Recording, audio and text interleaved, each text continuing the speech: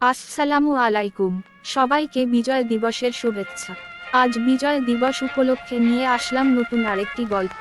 চলুন শুরু করা যাক। 1971 সালের ডিসেম্বর মাস। ঢাকা শহরের এক কোণে জয়নব নামের এক মা দিন গুনছেন, কবে তার ছেলে ফিরবে।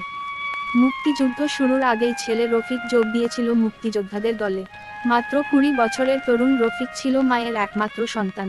তার বাবা মারা গেছে অনেক আগে, তাই মা ছেলের সম্পর্কটা যেন বন্ধুত্বের চেয়েও বেশি গভীর ছিল।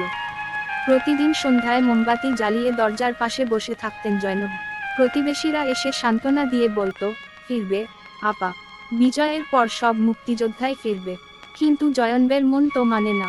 রাত জেগে জেগে কাঁথা সেলাই করতেন। বলতেন, এটা রফিকের জন্য।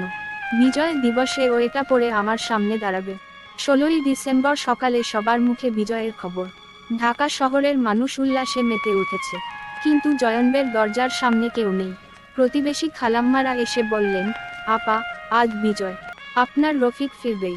বিকেলের দিকে দরজায় একজন মুক্তিযোদ্ধা এলো, রফিকের সহযোদ্ধা। তার হাতে রফিকের রক্তমাখা মাটি। মুক্তিযুদ্ধে রফিক শহীদ হয়েছে 1 মাস আগে। সহযোদ্ধা জানালো, রফিক শেষ নিঃশ্বাস ত্যাগ করার আগে বলেছিল, আমার মাকে বলো, আমি দেশের জন্য প্রাণ দিলাম। আমার জন্য কাঁদবেন না, মা যেন গর্ব করে। জয়নব মাটির পুঁটলিটা হাতে নিয়ে চুপ হয়ে রইলেন। সেদিন রাতে বিজয়ের মিছিলের আলোর মাঝে তিনি দরজার পাশে বসে রইলেন।